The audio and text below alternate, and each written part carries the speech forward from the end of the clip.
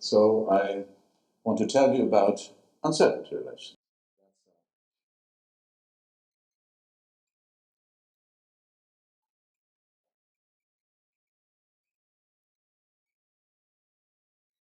And actually, one of the most important parts of my talk will be the S here. So uncertainty relations for me is actually a whole class of possible relations that express similar ideas. And now, which ideas exactly? That's what I'm going to tell you. Of course, what everybody knows and what is all over, I don't know, one of the most best known formulas in the world, let's say, is something like this. So this is usually referred to as the uncertainty relation in the singular, sometimes called Heisenberg's uncertainty relation. And my question is, what does it mean?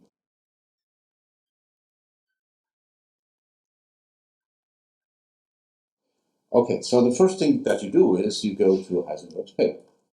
So that was written in 1927. And I won't go into the detail of this paper.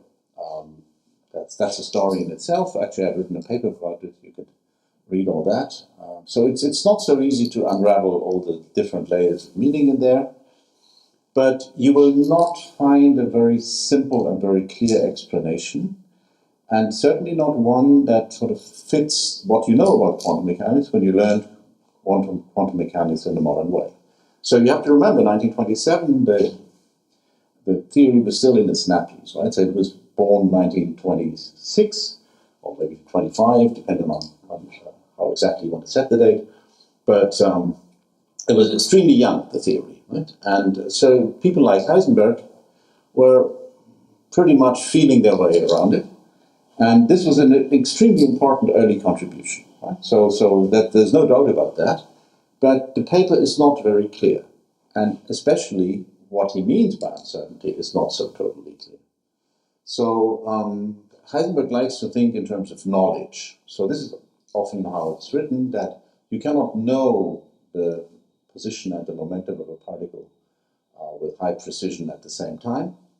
But then it's also really not clear who's actually doing the knowing and where does the knowledge come from and so on. So there's a lot of fuzziness in this if you analyze it more closely. So so I will make the question a bit more precise.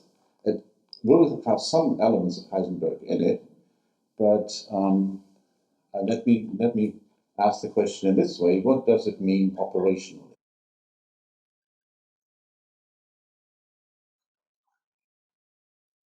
That is, the word knowledge is ambiguous here. It's not so clear. So, but you can make a very clean interpretation of what it might mean. When you say, what do I have to do? What kind of experimental situation is this referring to? What do I have to do to verify it? Is this falsifiable, for example? And how would I go about it? Right? So how can I make an experiment that just hits the limit, and so on? So what are these quantities anyway? You certainly don't find anything like that in Heisenberg. So actually, the first people who made an operationally clear statement about that were Earl Kennard, who was in Copenhagen at the same time as Heisenberg. So I'm pretty sure they discussed it, but it's not clear how much input Heisenberg actually gave to that paper. So the paper is called something like über die Quantenmechanik einfacher Bewegungstypen, so the quantum mechanics of simple types of motion. And also in parallel, so he actually wrote, he doesn't cite Heisenberg for this whole uncertainty idea, but Pauli, from whom he heard it. Pauli was a colleague in Zurich at the time. So, but we know that Heisenberg and Pauli discussed, so indirectly it's definitely the same circle of ideas. And both of these have precise versions and proof. Before you can begin to prove something, you have to make a clear statement of what it means, right? So what they actually showed, and which is still in all the textbooks, actually there's later work by Robertson, which is like a streamlined path to the proof. And this is in every textbook, because it's also very easy to show. So hardly anybody, even most textbooks give a proof, which is not so common about many things. So what is their operational interpretation?